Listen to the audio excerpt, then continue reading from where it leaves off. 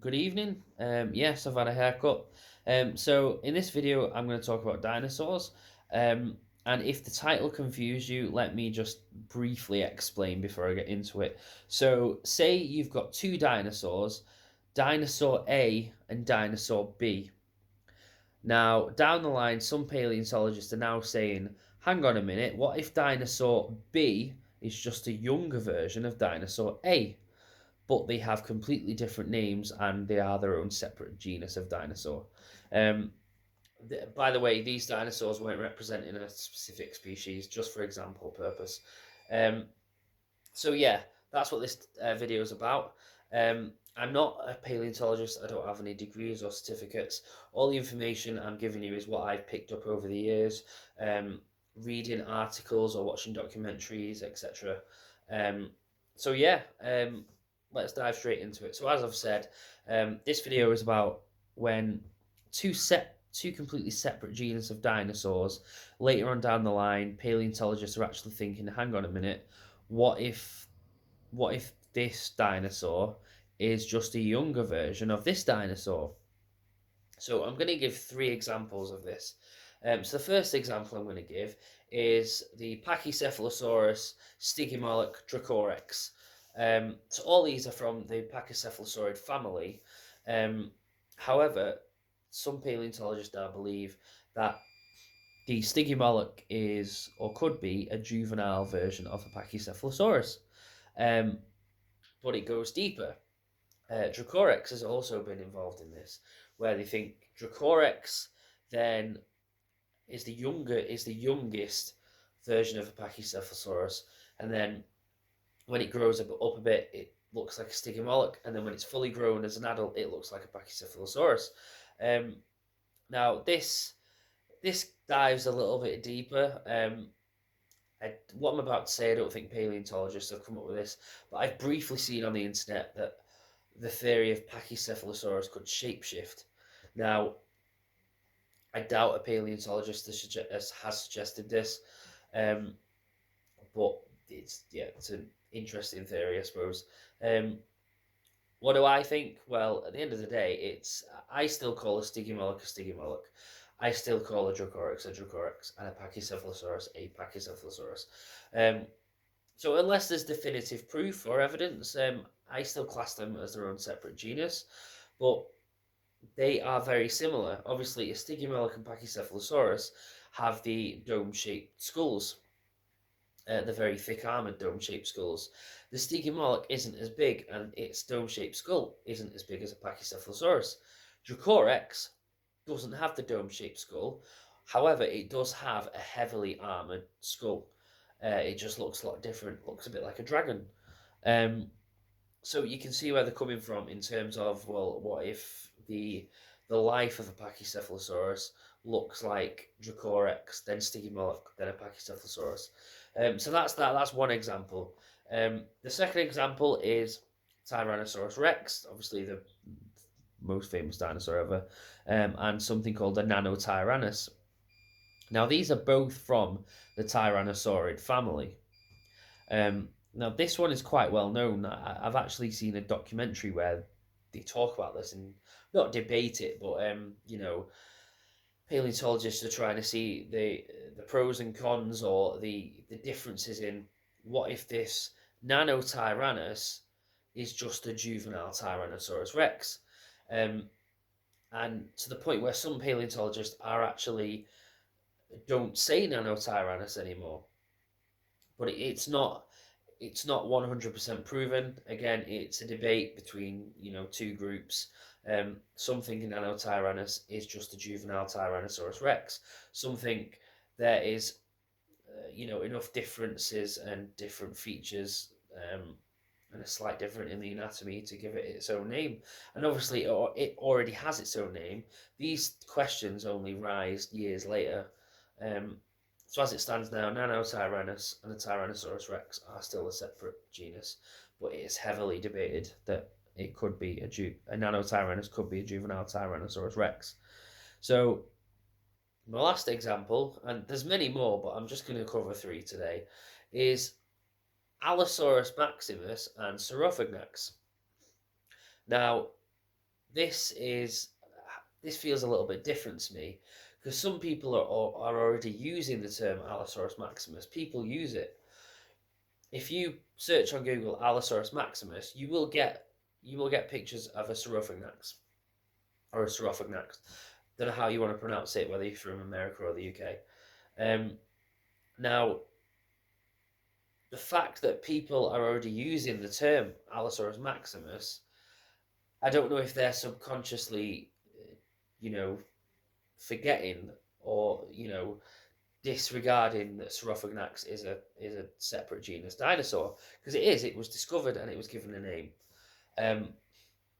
But it is a very, very big dinosaur that looks and resembles a hell of a lot like an Allosaurus. Hence why people think that it's just a very, very large Allosaurus. Now, could it be that big of an Allosaurus that it deserves a separate name? Obviously, it has got a name. It's got a Serophignax. But some people say Allosaurus maximus and compare and say, the Serophignax is an Allosaurus maximus. But in my mind, what about Serophignax allosauria? That's just my own take on it. But these have already been discovered. Well, Serophignax has already been discovered. It's already been given a name of its own.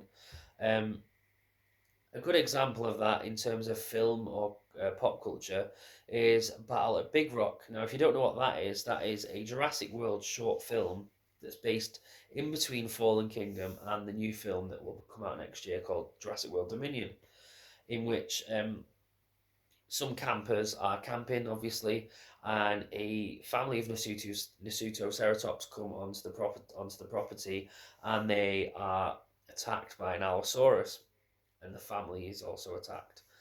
The size of that Allosaurus in that short film is a perfect example of a Serophignax or an Allosaurus maximus, depending on what you want to call it. So if you've not heard of an Allosaurus or an Allosaurus maximus before, or Serophignax before, go watch that short film. It's 10 11 minutes long, and it's got some really cool clips at the end of dinosaurs in the wild, terrorizing humans.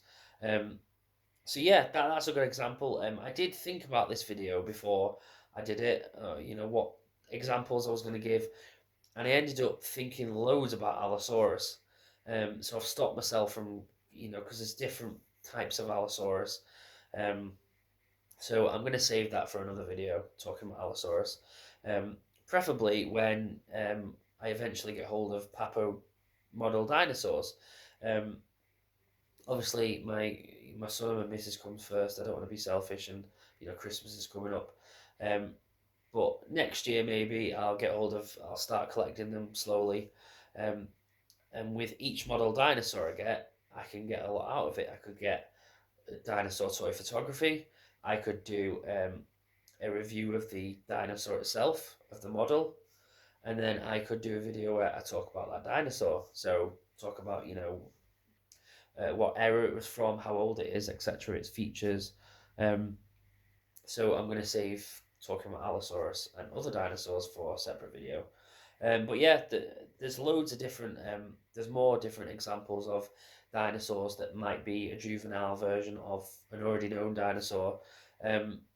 So if you've enjoyed this video, or if you like dinosaurs, I do have a dinosaur toy video where I go through toy dinosaurs like this